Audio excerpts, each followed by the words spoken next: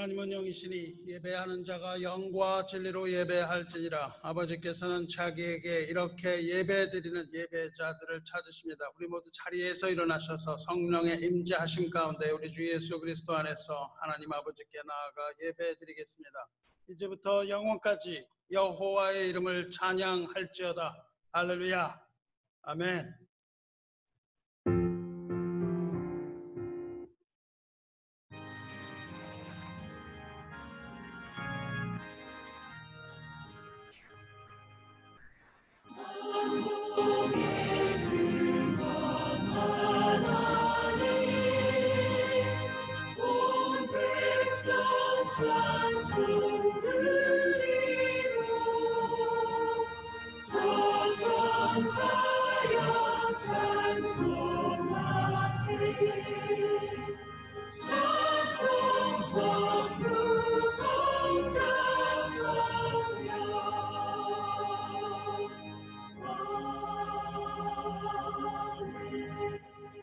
평하게 하는 자는 복이 있나니 그들이 하나님의 아들이라 일컬음을 받을 것이며. 우리 모두 함께 기도하겠습니다. 할렐루야.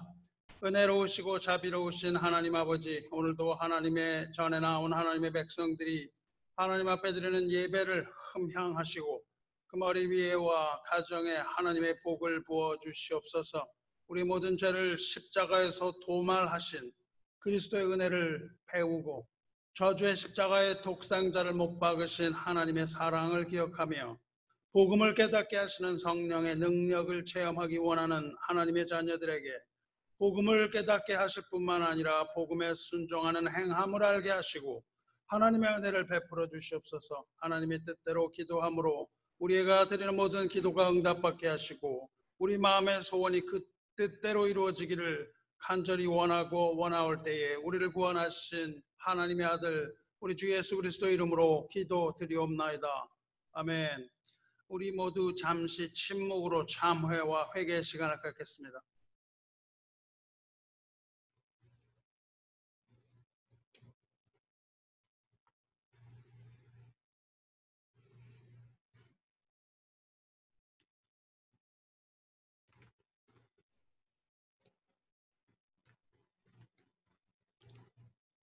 성시 교독합니다. 교독은 58번 교독하겠습니다.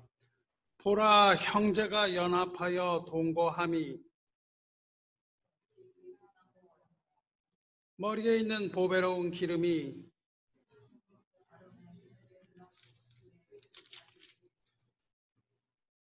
헐몬의 이슬이 시온의 산들에 내림 같도다.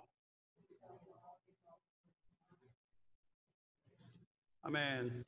사도신경으로 신앙 고백합니다.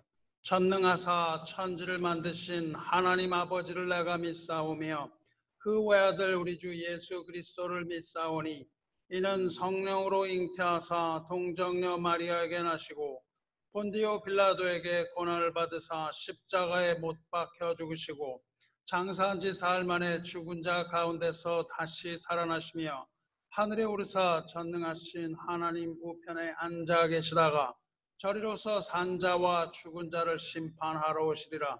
성령을 믿사오며 거룩한 공회와 성도가 서로 교통하는 것과 죄를 사하여 주시는 것과 몸이 다시 사는 것과 영원히 사는 것을 믿사옵나이다.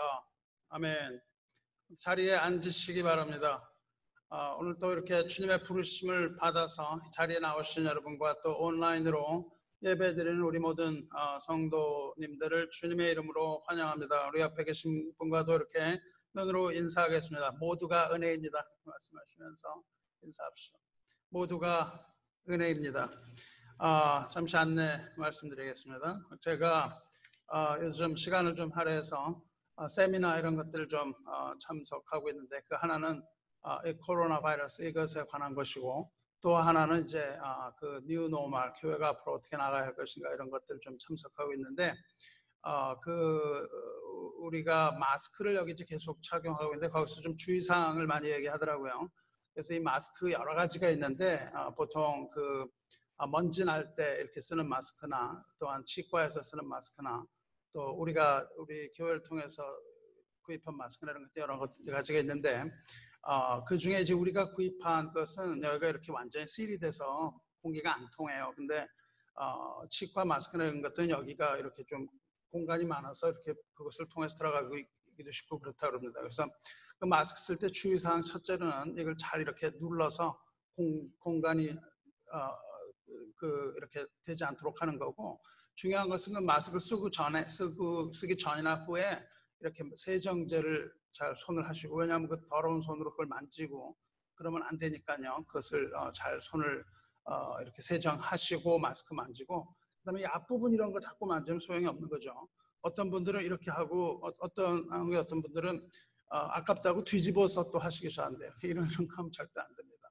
마스크를 하더라도 그걸 잘 규정 맞춰서 하시고, 앞부분 이런 데는 손 대지 마시고, 쓰고 벗을 땐 여기 고리만 가지고 쓰고 벗으시고, 또 그 벗어서 버리고 난 후에도 손을 잘 씻으시고, 이렇게 마스크를 잘 여러분이 그 사용법을 잘 사용해서 쓰시기 바랍니다. 그리고 오늘 우리가 교회에서 소독 기계하고 소독 약품을 구매했어요. 소독을 할 때 가장 전문적인 걸 구입을 했습니다. 그래서 이렇게 공간에 분무하는 거예요. 물로 뿌리는 게 아니라 그렇게 이렇게 가스 형식으로 이렇게 분무하는 거고, 세정제도 우리 들어오시기 바로 전에 소독을 했는데 냄새 별로 안 나죠. 뭐 냄새 독하고 그런 거 아니고 음식에도 좀 괜찮고, 그게 이제 코로나 바이러스로 이렇게 허가받은 이거 용으로 받은 그런 약품 사용해서 여러분 들어오실 때나 또 나가신 후에 이렇게 소독을 해서 가급적 청결함을 유지하고, 이렇게 또 창문을 열고 환기를 잘 해서 우리가 이 보건위생 이런 걸 조심해서 예배 드리려고 합니다.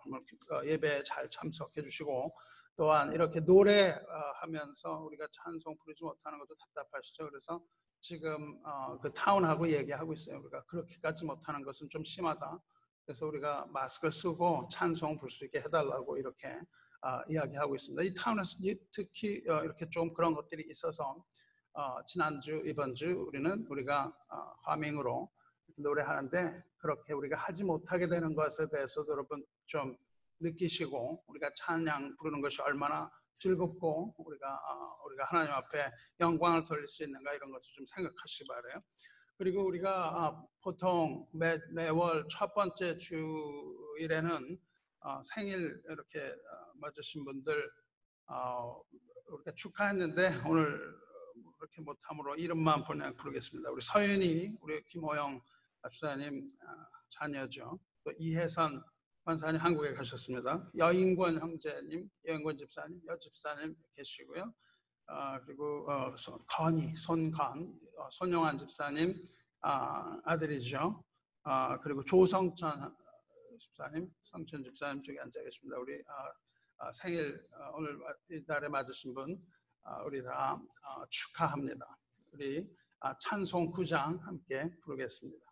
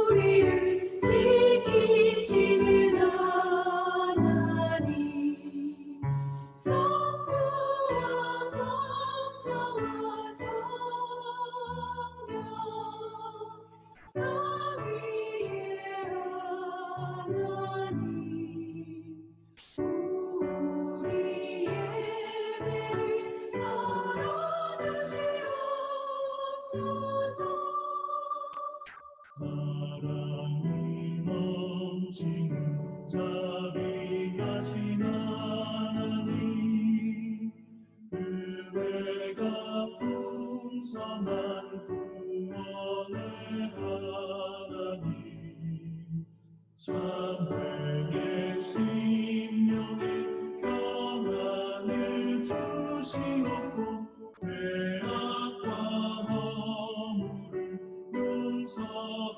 주소서. 찬송과 영광과 생명 구원의 하나님 우리 예배를 받아주시옵소서.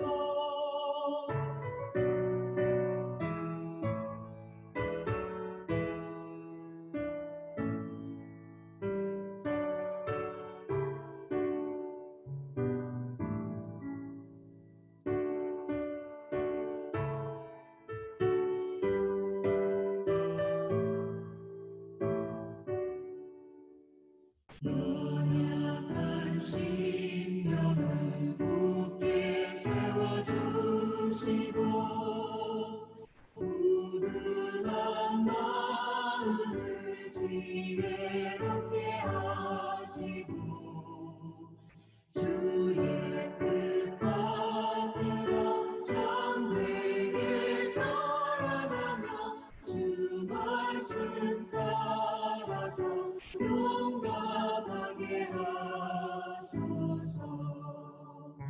본능과 지혜와 사랑 은혜의 하나님 우리 예배를 받아주시옵소서. 주 앞에 나올 때 우리 마음 기쁘고 그 말씀이 되어 새기방이 솟는다. 고난도 슬픔도 이기게 하시옵고 영원에 있게요 살아가게 하소서.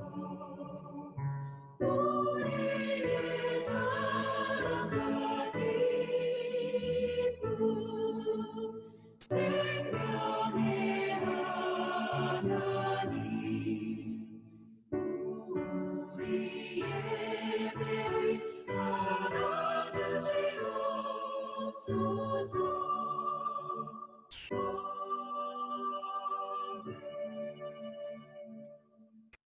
기도하시겠습니다. 참 좋으신 하나님 아버지 감사합니다. 한 주간도 저희들 사랑해 주시고 오늘도 주님의 복된 날에 주님 전에 불러주시고 하나님 자녀로 아버지 앞에 예배하게 하신 하나님 감사합니다.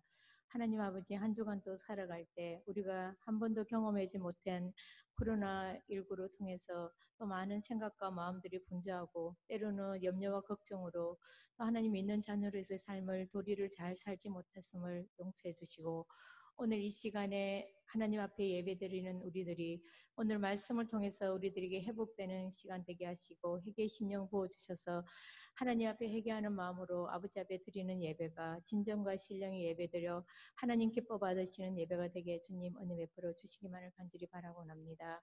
하나님 아버지 감사합니다.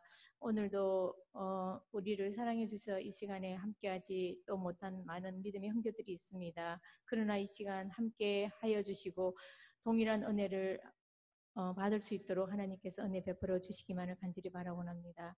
점점 세상은 어렵고 힘들어서 정말 하루의 삶 가운데도 때로는 우리의 믿음이 연약하여서 지치고 무너지고 또 우리의 마음들이 지혜롭지 못하여 우둔한 마음으로 또 우리의 생각이 잠겨서 때로는 하나님, 성령 하나님을 슬프게 할 때가 많이 있습니다.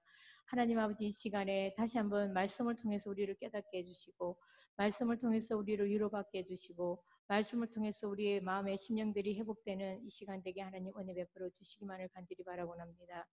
하나님 아버지 미국과 또 온 세계가 이 코로나 바이러스로 너무나 어려운 상황 속에 있습니다. 그러나 하나님이 뜻이 계셔서 이 모든 일을 하나님께서는 허락하시고 하나님의 계획 속에 있는 줄을 알고 우리가 소망 가운데 거하신 아버지 하나님을 바라보며 이 세상을 향하여 우리가 기도하는 우리의 하나님의 자녀들이 되게 저희들에게 믿음의 성령의 충만함으로 허락하여 주시기만을 간절히 바라고납니다.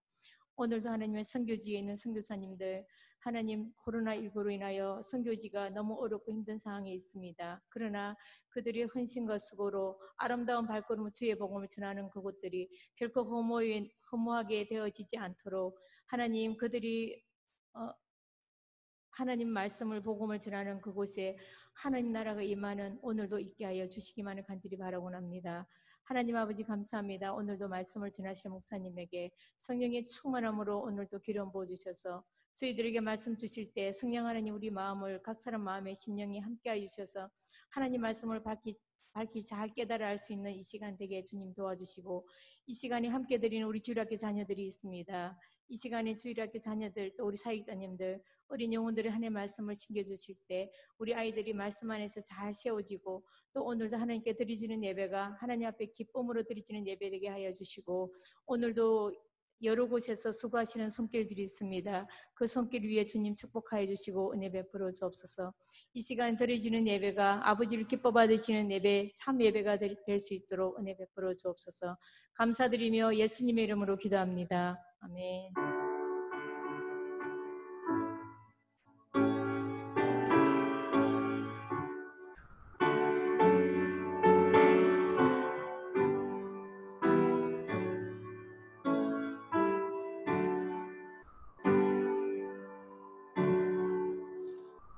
함께 자리에서 일어나셔서 하나님의 말씀 받으시기 바랍니다. 우리에게 주신 하나님의 말씀 지난주와 통일합니다. 시편 23편 교독하겠습니다. 여호와는 나의 목자시니 내게 부족함이 없으리로다. 그가 나를 푸른 풀밭에 누이시며 쉴만한 물가로 인도하시는도다. 내 영혼을 소생시키시고 자기 이름을 위하여 의의 길로 인도하시는도다. 내가 사망의 엄청난 골짜기를 걷는지라도 해를 두려워하지 않은 것은 주께서 나와 함께 하심이라. 주의 지팡이와 막대기가 나를 안위하니이다. 주께서 내 원수의 목전에서 내게 상을 차려주시고 기름을 내 머리에 부으셨으니 내 잔이 넘치나이다. 내 평생의 선하심과 인자하심이 반드시 나를 따르리니 내가 여호와의 집에 영원하리로다. 아멘. 또 우리에게 주시는 말씀 히브리서 12장입니다. 히브리서 12장 4절부터 11절까지 교독합니다. 히브리서 12장 4절. 너희가 죄와 싸우되 아직 피를 흘리기까지는 대항하지 아니하고 또 아들들에게 권하는 것 같이 너에게 권면하신 말씀도 있었다 이르시되 내 아들아 주의 징계를 경히 여기지 말며 그의 부지런함을 받을 때에 낙심하지 말라. 주께서 그 사랑하시는 자를 징계하시고 그가 받아들이시는 아들마다 채찍질하심이라 하였으니 너희가 참음은 징계를 받기 위함이라. 하나님의 아들과 같이 너희를 대우하시니 어찌 아버지가 징계하지 않은 아들이 있으리요. 징계는 다 받는 것이거늘 너희에게 없으면 사생자요 친아들이 아니니라. 또 우리 육신의 아버지가 우리를 징계하여도 공경하였거든 하물며 모든 영의 아버지께서 더 걱정하며 살려 하지 않겠느냐. 그들은 잠시 자기의 뜻대로 우리를 징계하였거니와 오직 하나님은 우리의 유익을 위하여 그의 거룩하심에 참여하게 하시느니라. 무릇 징계가 당시에 즐거워 보이지 않고 슬퍼 보이나 후에 그로 말미암아 연단받는 자들은 의의 평강의 열매를 맺느니라. 아멘. 오늘 찬양대가 찬양 올리겠습니다.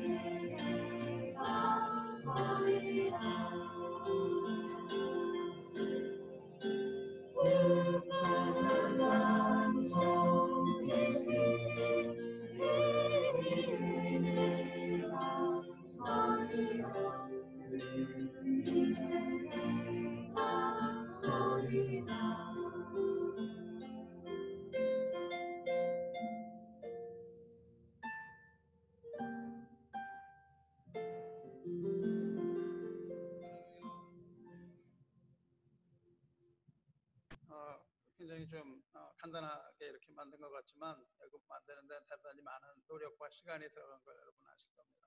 저도 옛날에 성가대를 해봤는데 저 같은 사람은 좀 옆에 이렇게 할 때 좀 묻어가요. 연습 혼자서 이렇게 하다가 옆에 좀 묻어가고 그러는데 이거 혼자서 이렇게 하려니까 굉장히 어려울 거라고 제가 생각이 들고 그러나 마음을 다해서 우리가 하나님 찬양함이 아름답습니다. 하나님의 말씀과 은혜를 나누겠습니다. 우리 지난주에 이어서 시편 23편 한 번 더 나누겠습니다. 지금과 같은 때 이 시편은 언제나 우리의 마음을 안위하시고 우리의 소망을 주시는 그러한 시편이죠. 지난주에는 사망의 음침한 골짜기를 지날 때라도 해를 두려워하지 않는 그 믿음에 관해서 나누었습니다. 사망의 음침한 골짜기라 하면 the valley of the shadow of death, 즉 캄캄하고 어두운 완전한 흑암의 상태를 말합니다. 우리가 살다 보면 눈앞이 캄캄해질 때가 있고 그런 표현을 합니다. 눈앞이 캄캄해진다는 표현은 아무것도 앞에 보이지 않는다는 그런 의미지만은 그 뜻은 무엇을 어떻게 해야 할지 모른다는 그런 의미죠.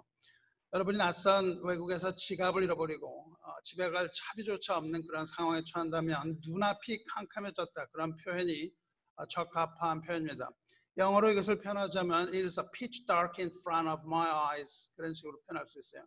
It is pitch dark in front of my eyes. 그러면은 뭐냐면 내 눈앞이 아주 캄캄해졌다는 겁니다. pitch dark, 그렇게 얘기를 하면 아주 음침하다는 겁니다. 칠흑같이 어둡다는 뜻이에요. 예를 들면 pitch dark night, a pitch dark night 그러면은 칠흑같이 어두운 밤, 그런 표현으로 할 수 있습니다. 그러니까 이 문장은 눈을 뜨고서도 보이지 않는다, 뭐 그런 뜻입니다. 눈앞이 캄캄해졌다는 표현은 앞이 보이지가 않고 무엇을 어떻게 할지 모르겠다, 그런 뜻이기도 하지만은 그러나 그것보다도 소망을 잃고 힘이 다 빠졌다, 그런 뜻이에요. 눈앞이 캄캄해져 뭘 하지 못한다는 것은 소망이 없다는 뜻입니다. 무엇을 하든 그것이 어떻게 이루어질지를 잘 모르겠다는 거죠. 그래서 무엇을 하려고 해도 힘이 다 빠졌다는 거예요. 눈앞이 캄캄해졌다는 것은, 그런 말은 곧 미래에 대한 근심과 걱정을 말하는 겁니다.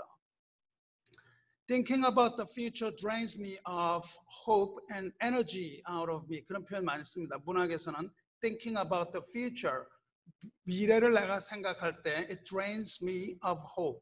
내 희망을 빼앗아갔고 내 힘을 빼앗아갔다, 그런 겁니다. 앞날을 생각하니 눈앞이 캄캄하다, 이렇게 번역할 수 있습니다. 직역을 하면 앞날을 생각하니 소망과 힘이 다 빠졌다, 그런 뜻이죠. 우리가 살아가는 동안에 이렇듯 캄캄한 골짜기를 지나가야 하는데 하나님을 믿는다면 거기에서도 두려움에 지지 않고 승리하게 된다. 그것이 우리 지난주 말씀의 요지였잖아요. 왜냐하면 그 자리에 이미 하나님께서 기다리고 계시며 우리는 거기에서 자기를 부인하게 되고 하나님만을 의지하며 하나님 앞에 설 수 있기 때문이다, 그렇게 말씀드렸었습니다. 인생에서 눈앞이 캄캄해지는 그 날이야말로 하나님을 만날 수 있는 절호의 기회이며 거기야말로 하나님의 사랑을 확인할 수 있는 그러한 장소이기 때문이죠. 우리가 이렇게 시편 23편 읽으면 반복적으로 등장하는 그 개념이 있는데 그 개념이 뭐냐면 인도 또는 동행이라는 단어예요. 2절 보시면 그가 나를 풀밭에 누이시며 쉴 만한 물가로 인도하시는도다, 그렇게 말씀하시고 3절에는 내 영혼을 소생시키시고 자기 이름을 위하여 의의 길로 인도하시는도다, 그렇게 두 번 연속됩니다. 하나는 쉴 만한 물가, 또 하나는 의의 길, 여기로 인도하신다는 것이 2절 3절에 중복적으로 나오고 4절에는 우리가 지난주에 돌아본 4절에는 내가 사망의 음침한 골짜기로 다닐지라도 해를 두려워하지 않는 것은 주께서 나와 함께 하심이라. 이것도 동행이라는 의미죠. 그리고 5절 주께서 내 원수의 목전에서 내게 상을 차려주시고, 여기서도 상을 차려주신다는 것은 함께 하신다는 것을 의미합니다. 또 6절에 보면 내 평생의 선하심과 인자하심이 반드시 나를 따르리니, 선하심과 인자하심이 역시 우리와 함께 동행한다는 것을 암시해요. 그러니까 하나님이 우리와 계속해서 같이 계시다는 거죠. 6절 내가 여호와의 집에 영원히 살리로다. 이것은 여호와의 집, 아버지의 집에 산다는 것은 영원히 하나님과 동거, 하나님과 같이 한다는 것을 의미하죠. 그러니까 하나님과 내가 그냥 같이 간다는 그 이야기죠. 하나님은 언제나 우리와 함께 하시며 우리를 인도하신 하나님이심을 의미합니다. 이것이 곧 시편 23편의 대주제입니다. 함께 하시는 하나님, 임마누엘 하나님, 그 하나님이 바로 시편 23편에 나타난 하나님의 모습이며, 임마누엘 하나님은 양을 인도하는 목자. 이것이 시편 23편의 주제죠. 그러니까 이 목자는 양을 인도하고 양은 목자의 인도하심을 받음, 그것이죠. 2절을 보면 푸른 풀밭에 누워서 세상 시름을 다 잊고 아주 쉴 수 있도록 하시고 거기서 먹여주셔서 우리가 누워서 거기서 쉬게 되는 거죠. 그리고 3절에 보면 영혼을 소생시켜서 이제는 의의 길로 인도하십니다. 푸른 풀밭으로도 인도하시고 의의 길로도 인도하신다는 거예요. 이것이 백투백 이렇게 붙어서 나타나요. 푸른 풀밭은 그 푸른 하늘에 뭉게구름이 두둥실 떠 있는 그런 한없이 평화로운 초원의 모습이지만, 의의 길은 그것과는 전혀 다른 것입니다. 의의 길로 접어든다는 것은 곧 험악한 산지를 의미하는 거예요. 이제 푸른 초장에 누워있기도 하지만 험한 산을 올라가야 하는 겁니다. 목자이신 하나님께서 푸른 초장으로 인도하시지만 꼭 의의 길, 여기서 4절에 그리고 더 들어가서 4절에서는 사망의 음침한 골짜기 다니게 되는 거예요. 푸른 초장과 사망의 음침한 골짜기 그리고 의의 길, 여기에 어떤 관계가 있습니까? 도대체 무슨 일이 있었길래 푸른 풀밭으로 인도하던 하나님이 갑자기 푸른 초장과 의의 길로 인도하시다가 갑자기 사망의 음침한 골짜기로 인도를 하시는 겁니까? 도대체 뭘 잘못했길래, 이 양이 뭘 잘못했길래 갑자기 푸른 풀밭에서 의의 길에서 사망의 음침한 길로 가게 되냐, 그거예요. 양들이 잘 따라가면 푸른 초장으로 인도하시고 양들이 잘못하면 사망의 음침한 골짜기로 인도버리시는 겁니까? 이 양들이 어떻게 행동하느냐에 따라서 행선지가 달라지는 겁니까?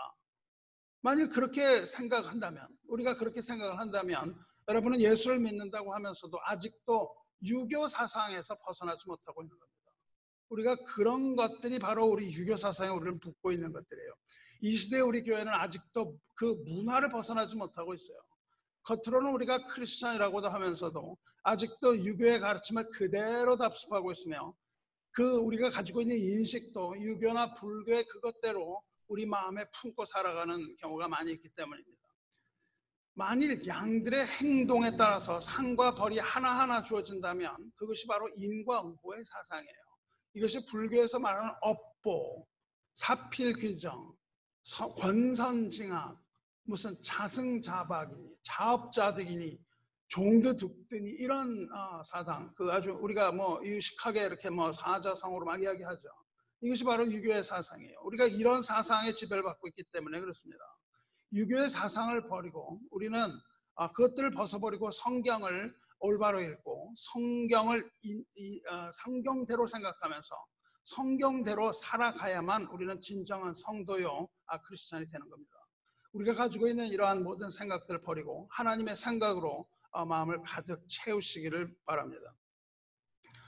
어떤 사람이 병이 들었을 때에 어떤 사람은 그 죄 때문에 병이 들은 것이다, 그렇게 생각하는 사람이 있어요. 제가 아는 어떤 분 중에 치유의 은사를 받았다는 분이 있었습니다. 그 수많은 병을 고치고 많은 사람의 병을 고쳤다, 이렇게 이야기를 해요. 그 말 자체가 조금 이상합니다. 내가 막 그 병을 고쳤다 이렇게 얘기를 하시죠. 그런데 이분이 들려준 얘기가 있습니다. 이분은 병을 고치기 전에 반드시 그 환자에게 묻는다는 거예요. 당신의 이 병이 당신의 죄로부터 왔는데 당신은 그 죄가 무엇인지 압니까? 이걸 먼저 해결해야 당신의 그 병이 해결됩니다. 이렇게 이야기를 하고, 어떤 죄를 지었는지 당신이 생각나지 않으면 그것을 생각해보라. 그 죄가 생각나고 그 죄를 회개하면 당신의 병이 나을 수 있다. 이렇게 얘기한다는 거죠.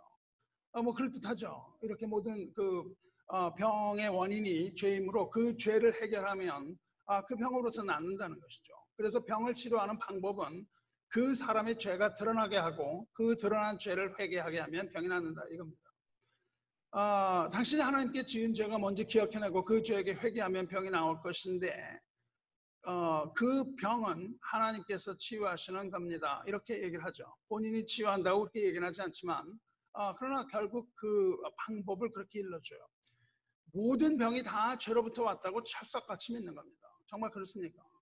죄를 저지르면 병이 생기는 겁니까? 그렇지 않은 거죠. 우리가 성경을 올바르게 이해하면 죄를 지었다고 병이 생기는 것이 아닙니다. 물론 죄로부터 병이 오고 죄로부터 죽음이 왔어요. 아담과 하와의 죄로부터 우리에게 죽음이 들어왔습니다. 그러나 꼭 그렇지 않다고 예수님께서 분명하게 말씀해 주시는 거예요. 요한복음 9장을 보면 확실하게 합니다.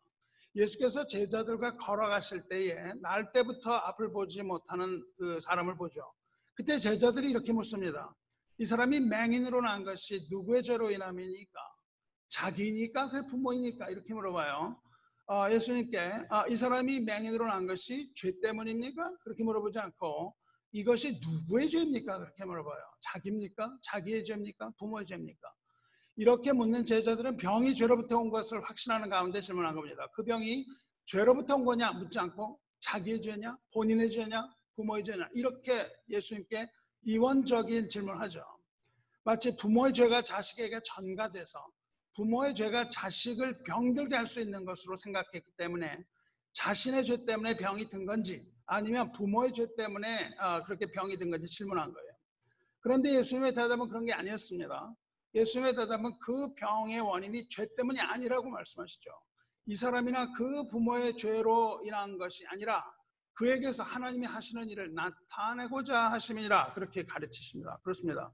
그 병이 죄로부터 왔을 수도 있겠지만 모든 병이 죄로부터 오는 건 아닙니다. 그리고 부모의 죄가 자식에게 꼭 전이 되는 것도 물론 아니죠. 만일 죄 때문에 병이 생기고 병 때문에 죽는 것이 사실이라면 우리는 굉장히 그것은 좋은 소식이죠. 죄 때문에 병이 생기고 병 때문에 죽는 거라면 우리는 병이 걸릴 때마다 죄의 원인을 회개하고 그것을 고칠 수가 있게 된다는 것을 의미하죠. 언제나 어떤 병이 들었다. 내 죄가 무엇인가? 그것을 회개하고 병이 낫고 이러면 영원히 우리가 죽지 않고 살 수 있는 거 아니겠습니까? 그렇지만 병을 예수님께서 병 고쳐주신 사람 중에 지금까지 살아있는 사람이 어느 누가 있습니까? 예수님께서 살리신 그런 사람들도 또 나사로처럼 죽었다가 다시 살아난 사람이라 할지라도 모두 죽고 지금까지 살아있는 사람은 아무도 없습니다. 병이 모두 죄 때문이라는 것도 아니고 회개한다고 그 죄가 사라져버리는 그런 간단한 원리가 아니라는 것이죠. 이것은 하나님의 섭리나 은혜나 자비하심 같은 하나님의 속성을 이해하지 못하는 소리에서 나오는 말입니다. 인과응보라는 것은 하나님의 그 커다란 그 섭리를 우리가 이해하지 못하는 거예요. 그것을 하나님의 은혜는 그것을 훨씬 뛰어넘는 거죠.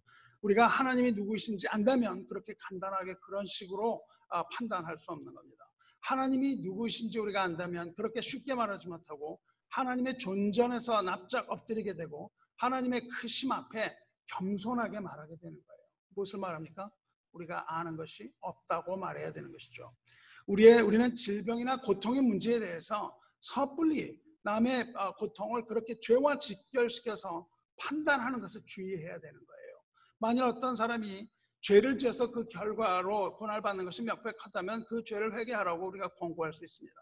회개하라고 권고할 수 있어요. 그러나 그렇지 않은 대부분의 경우에 고난받는 사람들과 고통받는 사람들을 정죄하지 말고 그 사람들을 위로하고 하나님의 사랑을 확신시키고 복음을 분명하게 전해야 되는 거예요. 병석에 이렇게 누워있는 자에게는 복음을 분명하게 주어서 영생의 생명을 소망을 가지게 해줘야 되는 겁니다. 자꾸만 그런 어떤 위선적인 태도로 그렇게 하는 것은 옳지 않은 것이죠. 그리고 우리는 그렇게 할 뿐만 아니라 그 고통을 나누어야 되는 거죠. 이런 것이야말로 하나님의 일이며 거룩하신 하나님의 섭리입니다. 다시 시편으로 돌아가서 그렇다면 왜 푸른 초장과 의의 길로 인도하시던 하나님이 갑자기 사망의 음침한 골짜기로 인도하시나 그 말이에요. 어떤 환경의 변화가 있었던 거예요. 이 양이 뭘 잘못해서 그랬다는 겁니까? 정답은 아니다라는 겁니다. 3절과 4절 사이에 아무 연관도 없고 그렇게 될 만한 이유도 없어요. 그냥 갑자기 그저 사망의 음침한 골짜기로 다니게 된다는 겁니다.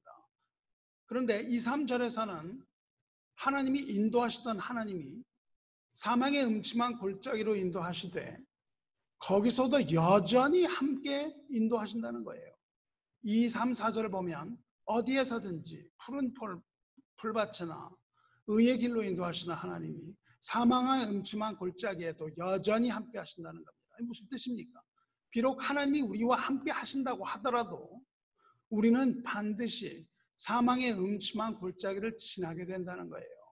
하나님이 우리와 함께 하지 않기 때문에 우리가 사망의 음침한 골짜기로 떨어져 버리는 게 아니라 하나님은 여전히 우리와 함께 하시고 우리를 계속해서 인도하시는데 우리가 사망의 음침한 골짜기를 지나게 된다는 겁니다. 그러므로 우리의 삶 가운데에 고통과 아픔과 눈물이 있다고 해서 하나님의 인도하심이 끊어진 것이 아니라는 뜻이에요.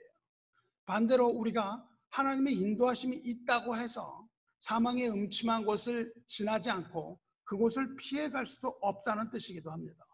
그러니까 하나님은 사망의 음침한 골짜기로 지나가시되 우리와 함께 지나가신다는 거예요. 하나님의 인도하심 가운데 우리는 그 사망의 음침한 곳으로 이끌려 들어가게 된다는 겁니다. 하나님의 약속은 우리로 하여금 환난과 고통을 경험하지 않고 그 어떤 곳으로 인도하겠다 그렇게 약속하신 게 아니에요. 내가 너를 풀밭으로 인도하는데 또 의의 길로 인도하는데 그런 사망의 음침한 골짜기는 바이패스 그것은 지나가지 않고 그냥 좋은 대로만 인도할게 이렇게 약속하신 게 아니고 하나님은 뭐라고 약속하시냐면 내가 어디를 가든지 내가 너를 떠나지 않고 인도하겠다 이렇게 말씀하신 거예요. 이게 바로 야곱에게 하신 말씀입니다. 내가 어디를 가든지 내가 너와 함께 있어 이렇게 말씀하시잖아요. 너를 지키고 이곳으로 다시 돌아오게 하겠다 그 말씀하세요. 그러니까 사망의 음침한 골짜기도 주님이 허락하신 곳이라는 거예요. 그리고 거기에도 하나님이 인도하심이 있다는 이 놀라운 사실을 믿으시기 바랍니다. 이것이 바로 위로의 말씀이에요. 내가 거기를 가지 않게 하겠다는 것이 위로의 말씀이 아니라 내가 거기에 있을지라도 내가 너와 함께 하겠다. 사망의 음침한 골짜기를 피하게 해주시는 것이 위로가 아니라 거기에도 함께 하심이 진정한 위로가 된다는 겁니다. 환경은 언제든지 변하는 거예요. 환경은 언제든지 변할 수 있지만 하나님이 우리와 함께 하신다면 어떤 역경도 다 헤쳐나갈 수 있다 이겁니다. 이게 바로 은혜의 말씀이에요. 그리고 이것이 바로 위로의 말씀입니다. 왜 그렇습니까? 모든 책임은 하나님이 지실 것이기 때문이에요. 여러분이 어려움 가운데 여러분 항상 하나님께 이것을 피하게 해주십시오 기도하죠. 그런데 여러분 왜 그런 자꾸 기도하고 하나님께 그것을 이야기하냐면 그 모든 책임이 여러분이 있는 것처럼 자꾸 얘기를 해서 그래요. 내가 무엇을 해야 되는 것처럼 여러분의 책임이라고 생각해야 됩니다. 그렇지 않아요. 가정에서 어떤 일이 있을 때 누구 책임입니까? 아버지 책임이에요. 그렇죠? 내 책임이 아닙니다. 내가 나가서 뭘 하라는 게 아니에요. 아버지 책임인 것을 돌리는 겁니다. 우리가 내가 먹을 것이 떨어졌을 땐 아버지를 찾는 거예요. 아니 아버지 책임인데 뭐 하고 계세요? 이렇게 기도하면 되는 거예요. 그 모든 것은 아버지가 책임지시는 겁니다. 그렇다면 왜 사망의 음침한 골짜기로 우리를 인도하실까요? 3절 보면 알 수 있습니다. 왜 사망의 음침한 골짜기로 우리가 가냐 하면 3절에 있는 것처럼 우리를 의의 길로 인도하시기 때문이에요. 의의 길로 인도하시기 때문에 우리는 사망의 음침한 골짜기를 지나가지 않을 수가 없는 거예요. 의의 길이 무엇입니까? 의의 길이라는 것은 곧 예수께서 말씀하신 좁은 길을 말하기 때문에 그래요. 그곳은 생명으로 가는 길입니다. 예수님 말씀하신 좁은 문 곧 생명으로 나가는 길이에요. 하지만 생명으로 인도하는 그 문은 좁고 그 길은 협착해서 찾는 이가 적다 그렇게 말씀하셨잖아요. 여기서 문이 좁고 길은 협착하다고 말씀하셨는데 이 협착이라는 단어는 헬라어로 슬리보라는 단어인데 그것은 좁다는 뜻도 있지만 고생길이라는 뜻이에요. 생명으로 가는 길이 고생길이라는 거예요. 고난과 역경, 괴로움, 환난 사전 찾아보면 그런 말들이 있는 거예요. 협착하다는 길은 그 길은 협착하여 그것은 그 길이 고생스럽다는 겁니다. 넓은 길로 가는 게 편합니까? 오솔길, 좁은 길, 돌밭길로 가는 게 편합니까? 당연히 넓은 길, 포장도로가 편하겠죠. 그런데 예수께서 말씀하신 생명으로 가는 길은 좁은 길이에요. 고난의 길이라는 겁니다. 즉 생명으로 가는 그 길이 고생길이라는 것이고 역경의 길이고 괴로움의 길이고 환난의 길 같으나 사실은 그 좁은 문을 열고 들어가면 광활한 하나님의 나라가 펼쳐진다는 거예요. 이것이 하나님의 신뢰입니다. 영원한 생명으로 가기는 고생길 같고 또한 그 길을 걸어가서 좁은 문이 있어서 들어가기가 싫은 것 같지만 그것을 열고 들어갈 땐 광활한 하나님의 나라가 거기 펼쳐져 있는 거죠. 그래서 좁은 문, 생명문, 이 생명의 문으로 가는 그 길에는 사망의 음침한 골짜기가 여러분을 기다리고 있는 거예요. 우리를 인도하시는 목자는 그곳을 지나가게 하시는 겁니다. 왜냐하면 거기가 의의 길이기 때문에 그렇죠. 위험한 그곳을 혼자 가게 하는 것이 아니라 그것을 함께 통과하고 계시다는 거예요. 여러분이 지금 겪고 있을지도 모르는 이 사망의 음침한 골짜기는 생명의 문으로 가는 좁고 협착한 길에 불과하며 그 길은 생명으로 가는 길입니다. 반대로 생각하면 우리가 사망의 음침한 골짜기를 주님과 함께 걷고 있노라면 그 길의 끝이 바로 의의 길, 영원한 생명의 길, 생명의 좁은 문으로 나가는 그 길인 것을 깨닫게 되고 감사할 수 있게 되는 겁니다. 이것이 바로 우리가 말씀을 올바로 깨달아야 되는 이유입니다. 그런데 여기에 문제가 있죠. 그것은 좀 전에 설명한 것처럼 사망의 음침한 골짜기는 the valley of the shadow of death, 그림자처럼 아주 캄캄한 골짜기라는 뜻입니다. 한치 앞이 보이지 않는 그런 거예요. 아주 앞이 캄캄한 그런 상황을 맞이하는 거죠. 실과 같은 그곳에 들어갑니다. 거기에 들어가면 앞이 보이질 않는 거예요. 그래서 우리와 함께 하시는 하나님, 바로 앞에 계신 하나님이 보이질 않는 거예요. 너무 깜깜해서 보이질 않는 겁니다. 거길 들어가면은 그곳은 the shadow of death, 이것이 바로 그 그림자죠. 우리가 경험하는 현실은 그러한 그림자 현실이에요. 이 그림자 현실입니다. 그래서 우리 고통이 깊어지면 깊어질수록 하나님이 어디 계신지가 보이질 않는 거예요. 거기서는 정말 하나님이 살아계신 건지, 내 고통을 뭐 이해나 하시는 건지, 하나님 도대체 뭘 하고 계시는 건지, 이 내일이 보이지 않는 겁니다. 현실이 불확실해지는 거예요. 주변 사람들도 보이지 않습니다. 사람들이 우리가 그런 고통을 당할 때 위로하죠. 그런 위로가 도대체 위로로 들립니까? 위로로 들리질 않는 거죠. 그냥 건성건성 얘기하고 건성건성 듣는 것처럼 되는 거죠. 고난이 깊어지면 위로가 위로로 들리질 않는 겁니다. 혼자 고립이 되는 거예요. 그리고 어디로 가야 될지 캄캄해지고 앞이 막막해지는 겁니다. 여기가 바로 그림자 골짜기의 현실이에요. 보이지 않는 거예요.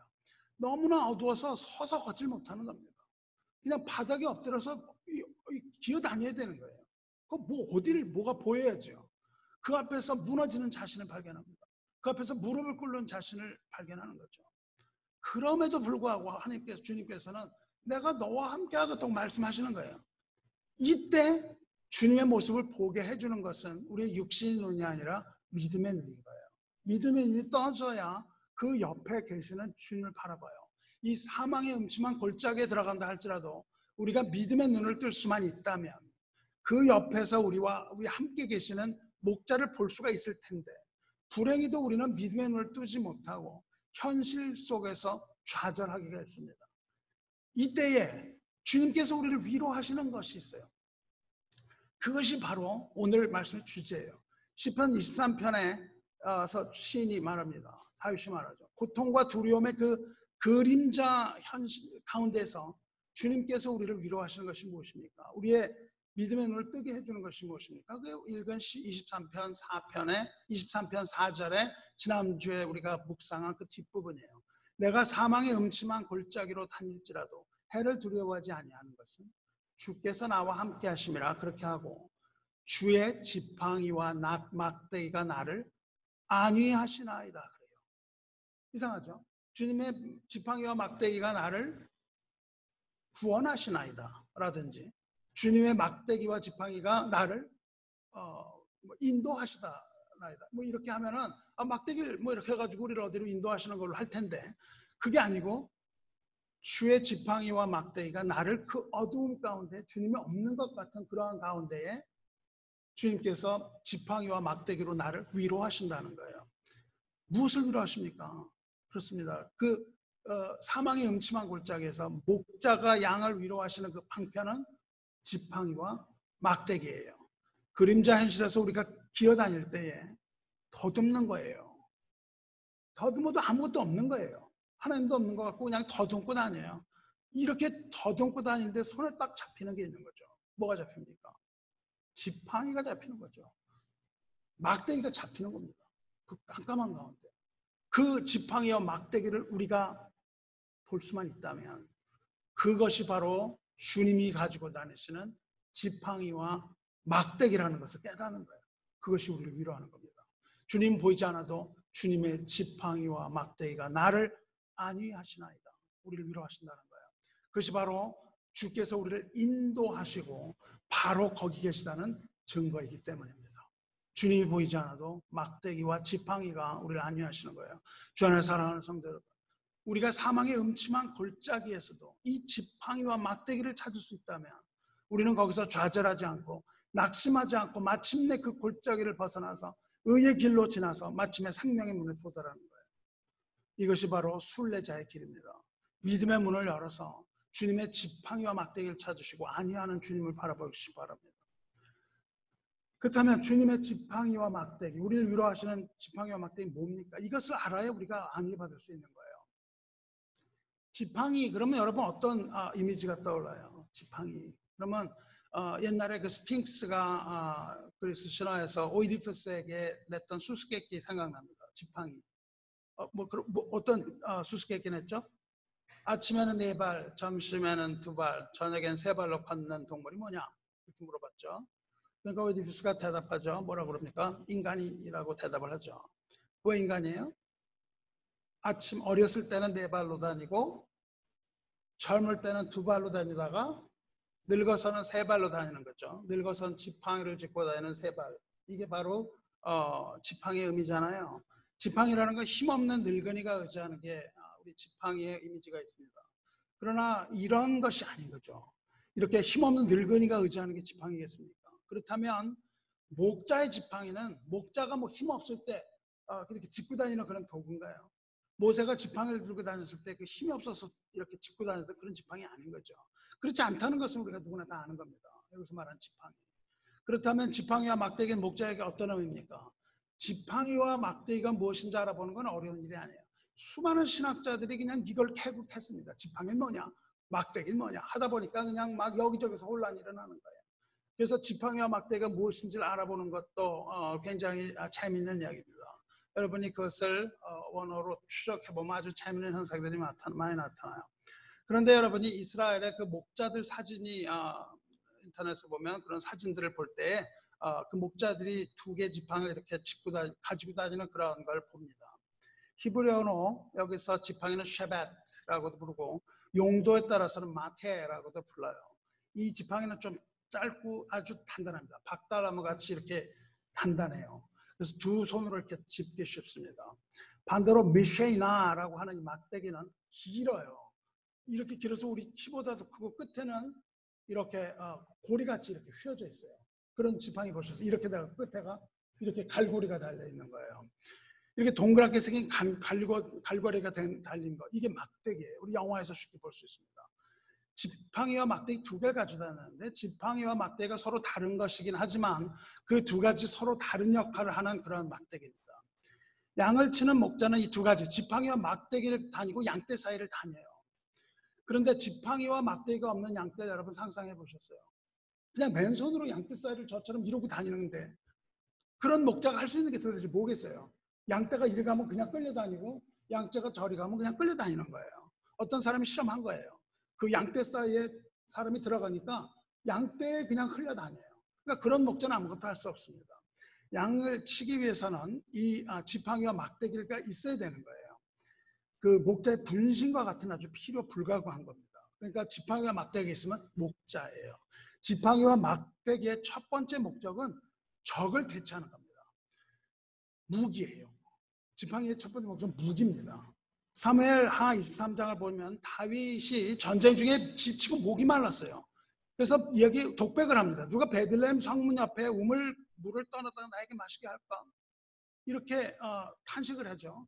그러니까 그 옆에서 그것을 듣고 있던 3명의 용맹한 목사가 목숨을 걸고 적진을 돌파합니다. 그래가지고 베들레헴의 그 우물물을 떠다가 다윗에게 바치는 이야기 나오잖아요. 이때 용감한 용사 중에 브니아라는 사람이 거기 나오는데, 그 브니아의 용맹을 말할 때 어떻게 얘기하냐면, 브니아가 애굽 사람들하고 싸울 때 손에 창을 딱 들고 있다가 그 애굽 사람을 싸우러 갈 때는 이 창을 버리고 막대기를 쥐고 가요. 그때 들고 갔던 게 바로 쉐벳, 이 막대기예요. 이 막대기를 들고 가서 애굽 사람의 창을 뺏어서 죽이는 그런 장면이 나옵니다. 그러니까 이 막대기, 이 쉐벳이 바로 무기입니다. 지팡이는 모세도 가지고 있었어요. 또 제사장도 지팡이를 가지고 있습니다. 모세 지팡이 어떤 때 썼어요? 모세 지팡이는 바로와 싸울 때 썼습니다. 이 제사장, 즉 레위인들이 가지고 다니던 지팡이도 싸움에 사용하는 겁니다. 모세 지팡이는 바로의 마술사들의 뱀을 삼켜버렸죠. 아론의 쌍난 지팡이는 반역한 자에 대한 표적입니다. 그것은 뭐냐 하면은 금송아지 그런 숭배에 대한 것이었죠. 반역자에 대한 상징인 지팡이는 그 여호와의 법궤 안에 간직해요. 아론의 쌍난 지팡이를. 그래서 하나님을 반역하는 자에 대한 영원한 징계와 표징의 그런 상징이 있습니다. 다윗이 골리앗을 대적할 때 뭘 들고 나갔어요? 이런 돌 이런 거 갖고 나갔다고 생각하시는데, 골리앗이 말합니다. 너는 다윗에게 너는 왜 막대기 들고 나오냐, 그렇게 말해요. 다윗이 가지고 나갔던 것이 막대기도 들고 나가요. 그 하나님을 모독하는 골리앗을 대적할 때 무기로 사용하기 위해서 들고 나갔던 겁니다. 목자였던 다윗이 사자와 곰의 발톱에서 양을 구할 때 막대기를 사용해요. 그래서 다윗은 지금 그것을 상상하는 거죠. 그 하나님께서 자기가 양들을 지켰던 그것을 생각하면서 지금 하나님의 막대기와 지팡이가 날 안위하신다, 그렇게 얘기하죠.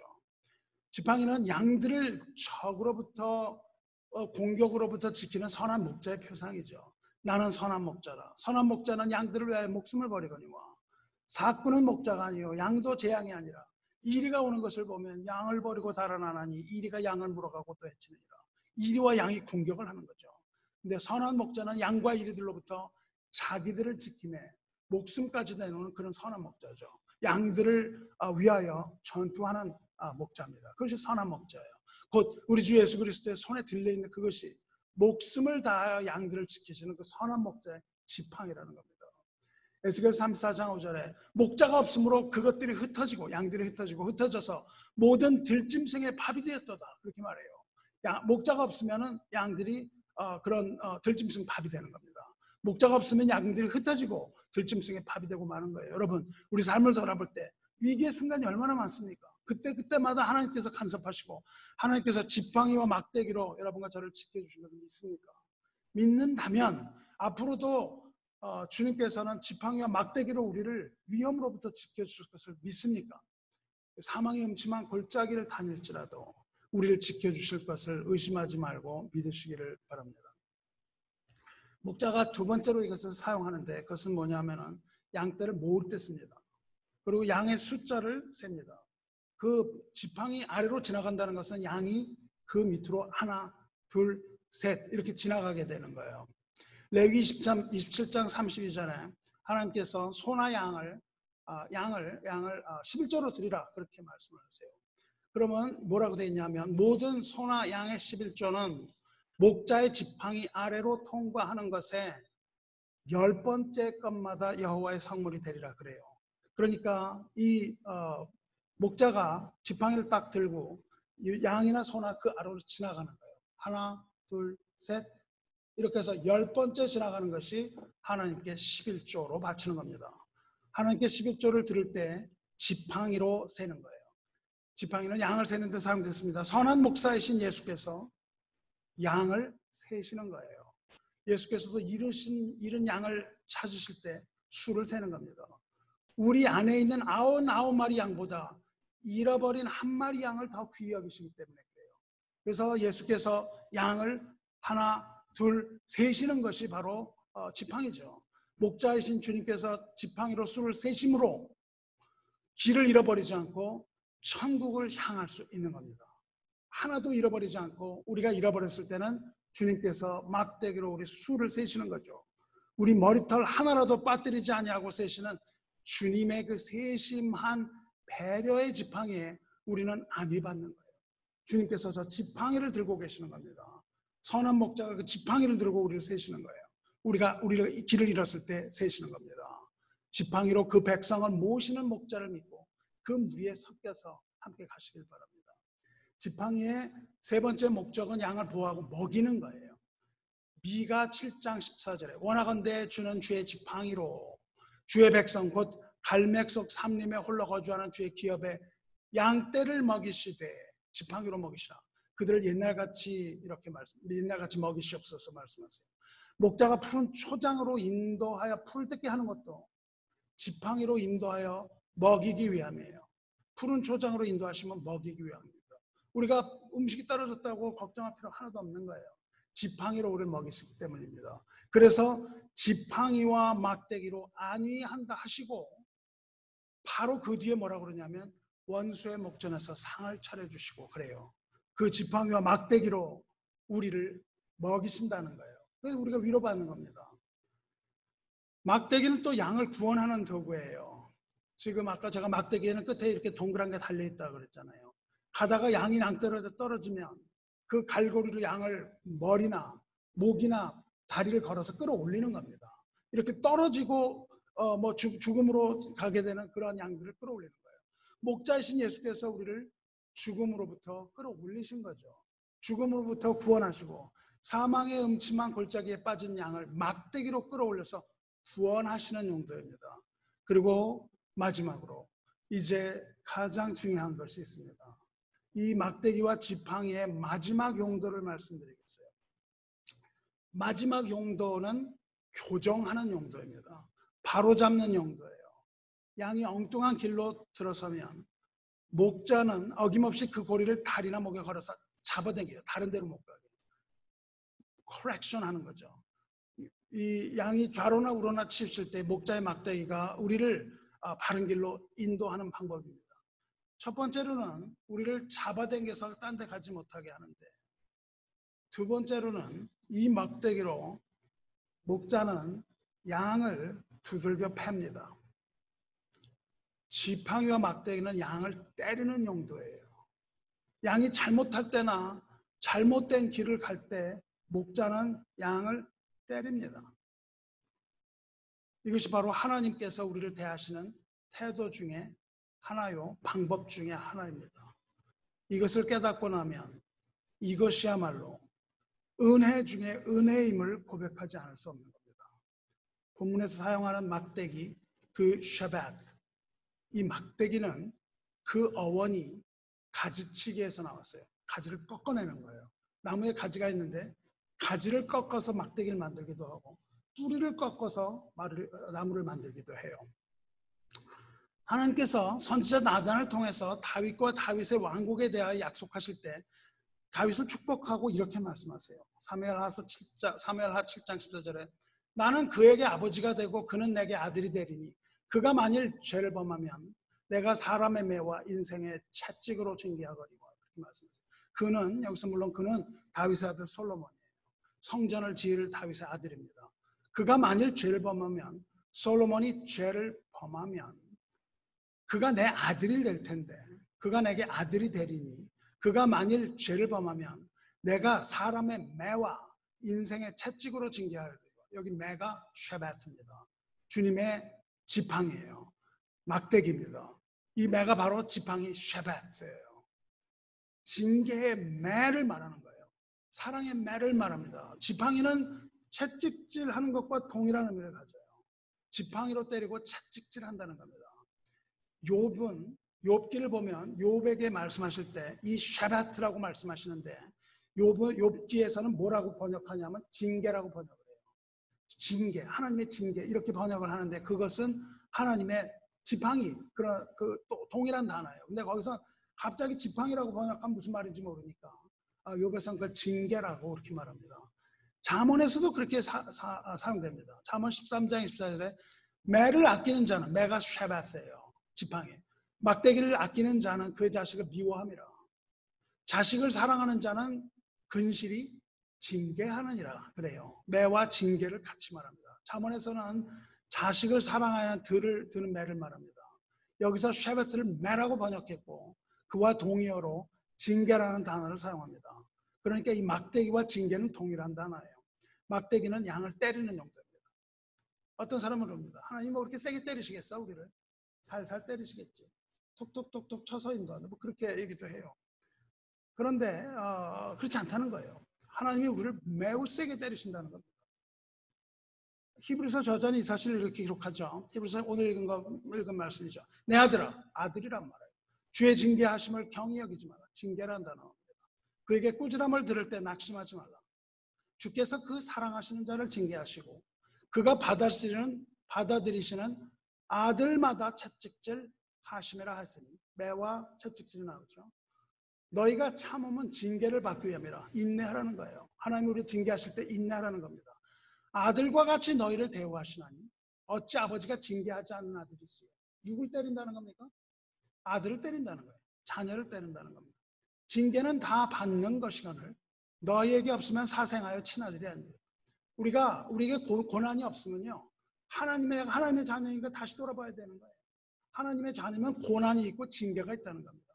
하나님께서 우리를 때리시고 채찍질하는 이유가 여기 잘 나와 있지 않습니까? 하나님께서 우리를 징계하시는 이유가 뭡니까? 하나님께서 우리를 징계하시는 이유는 우리가 그의 자녀이기 때문에, 아주 간단합니다. 자녀이기 때문에 때리신다는 거예요. 주의 지팡이와 막대기는 하나님의 자녀를 징계하고 옳은 길로 인도하기 위함입니다. 근데 왜 이게 이렇게 은혜로워요? 맞는데 뭐가 은혜롭습니까? 여러분 맞아봤나요?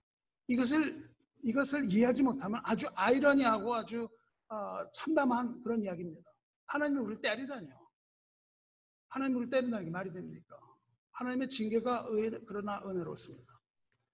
하나님의 징계가 은혜로운 이유는 우리가 하나님의 자녀라는 이유 있지만 그것보다도 하나님의 채찍과 막대기가 우리에게 상처를 남기기 때문에, 흔적을 남기기 때문에, 하나님이 우리를 어느 정도로 때리시냐면, 어느 정도로 우리를 채찍질하냐면 상처가 나는 거예요.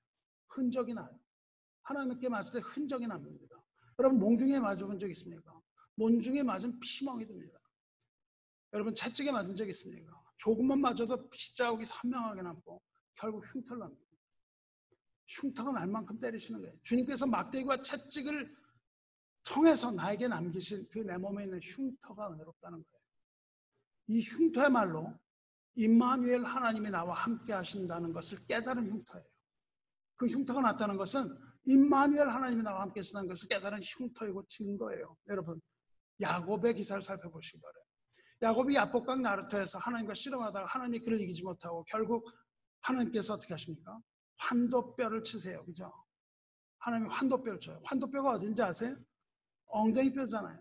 환도뼈는 고관절 따라서 신경이 내려가는 그 부분이 환도뼈예요. 여러분 고관절 그러면 고관절 금방 나오실 겁니다. 고관절이 탈구되면서 힘줄이 손상된 거예요. 하나님이 때려서. 고관절 상하면 어떻게 됩니까? 중장년에게 고관절 골절이 뭘 의미해요? 고관절의 골절이라는 것은 아주 사망과 직접 맞닿아 있을 정도로 우리가 고관절을 다치면 아주 치명적이잖아요. 하나님 50세 이상의 사람이 고관절 발생하면은 1년 내에 사망할 가능성도 있다. 그런 얘기도 들었어요. 그런데 하나님께서 야곱을 그리고 엉덩이를 살짝 때리신 게 아니라 환도뼈를 쳐서 부러뜨리신 거예요. 평생 남을 상처로서 세게 때리신 겁니다. 그 전에 하나님께서 이름을 물어보세요. 내 이름이 뭐냐? 물어보세요.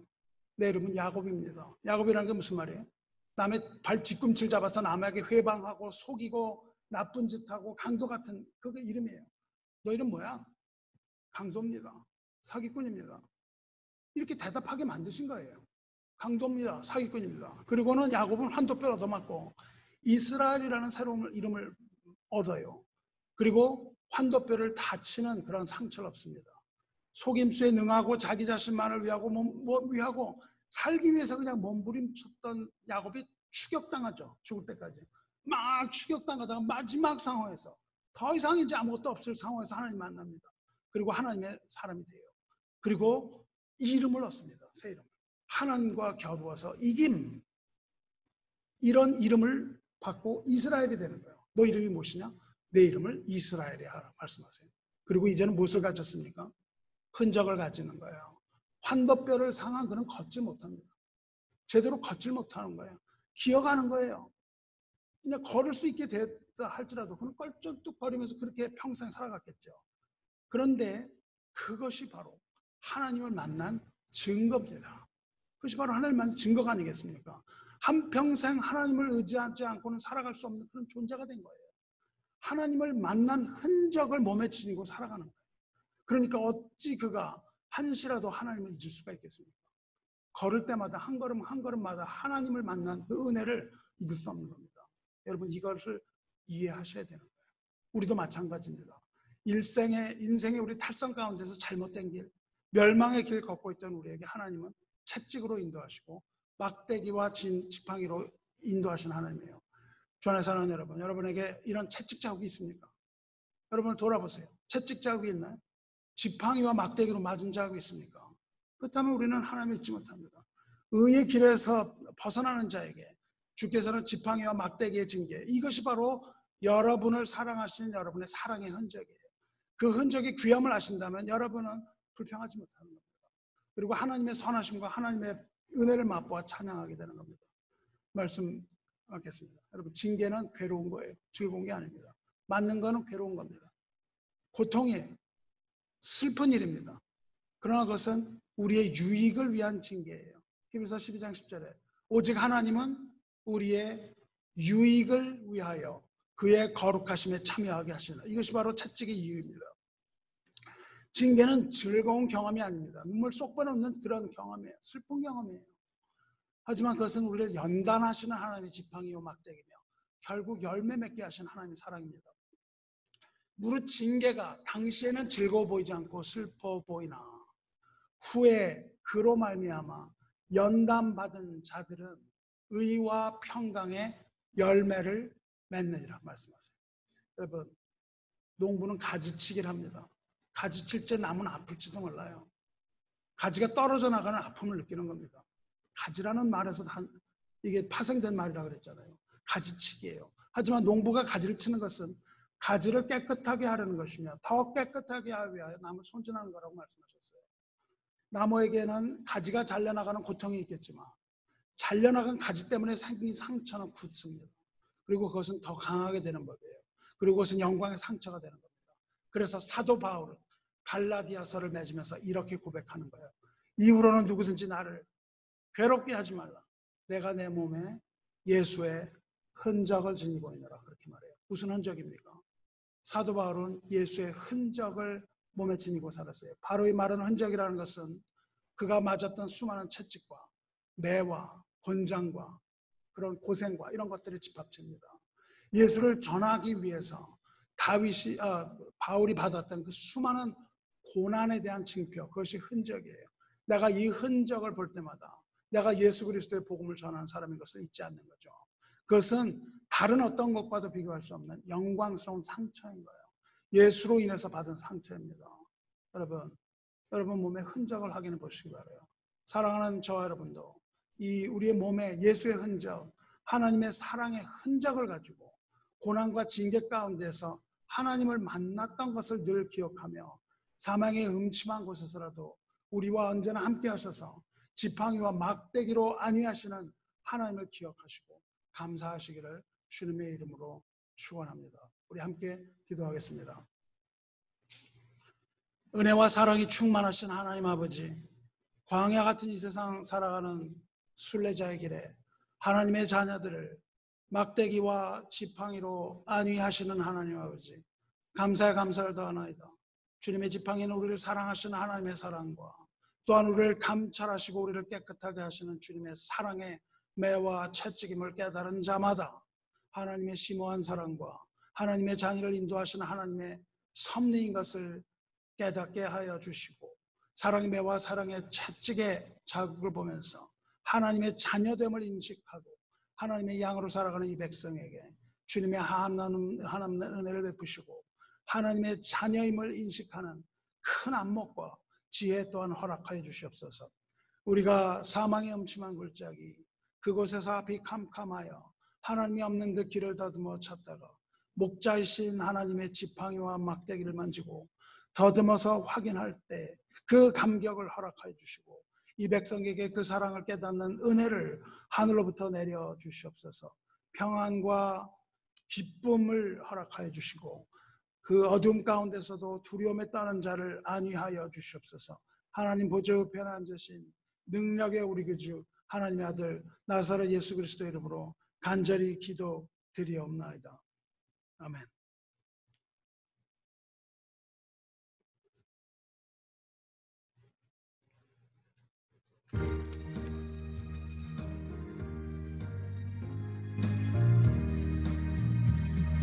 선한 목자 되신 우리 주 항상 인도하시고 푸른 풀밭 좋은 곳에서 우리 먹여주소서. 선한 목자 곳에 주여 항상 인도하소서. 선한 목자 곳에 주여 항상 인도하소서. 양의 문이 되신 예수여 우리 영접하시고 길을 잃은 양의 무리를 항상 인도하소서. 선한 목자 곳에 주여 기도 들어주소서. 선한 목자 곳에 주여 기도 들어주소서. 흠이 많고 약한 우리를 용납하여 주시고 주의 넓고 크신 은혜로 자유 얻게 하셨네. 선한 목자 곳에 주여 지금 나아갑니다. 선한 목자 곳에 주여 지금 나아갑니다.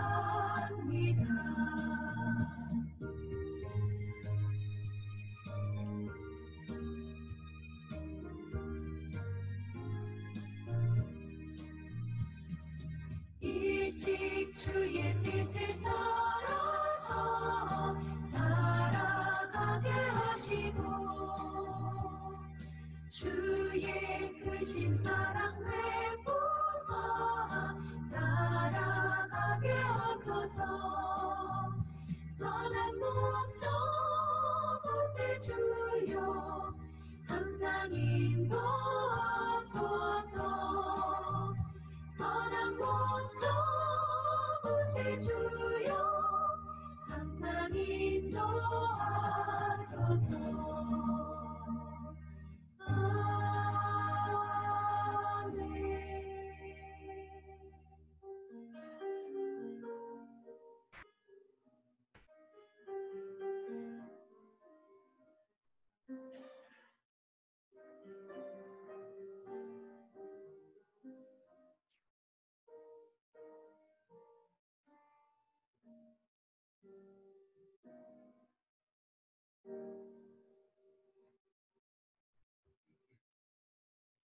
봉헌 기도드리겠습니다.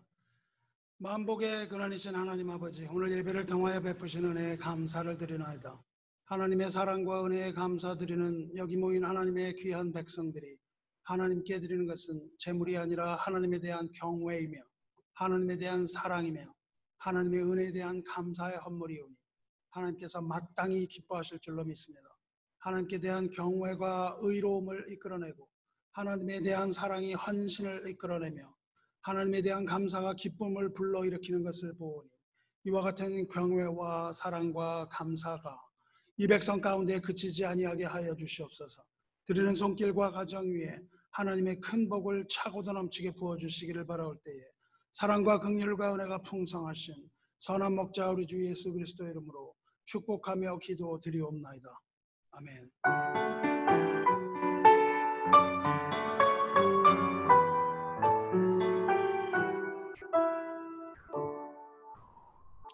모두 일어나셔서 패회 찬송 부르겠습니다.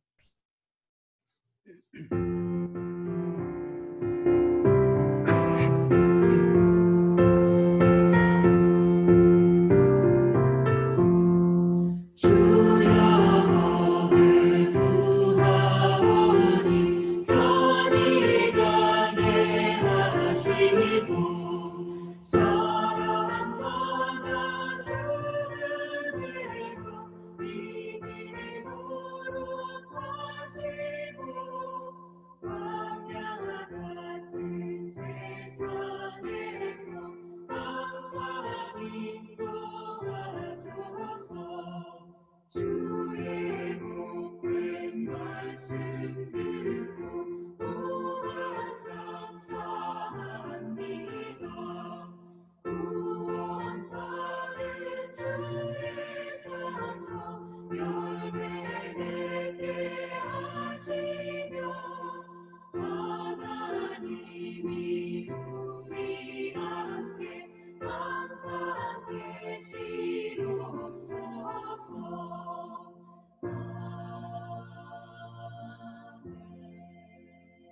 원수의 목전에게서도 함께 하여 주시며 주의 막대기와 지팡이로 우리를 안위하겠다 약속하셨사오니 여기 앉은 이 백성들에게도 목자의 지팡이와 막대기로 안위하여 주시옵소서. 이제는 선한 목자이신 우리 주 예수 그리스도의 은혜와 죄인을 자녀 삼으신 하나님 아버지의 극진하신 사랑과 진리의 영이신 성령 하나님의 감화 감동하심과 교통하심이 오늘 이 자리에 나와 성삼위 하나님께 영과 진리로 예배드리는 예수 그리스도의 흔적을 보며 세상의 모든 환난과 고통을 이기고 승리할 것을 결단하며 예배 마치는 우리 보스턴 은혜 교회의 권속들과 주 안에 있는 가족들과 방문자들의 머리 위에와 그들의 삶 가운데에 이제로부터 영원까지 함께 있을지어다. 아멘.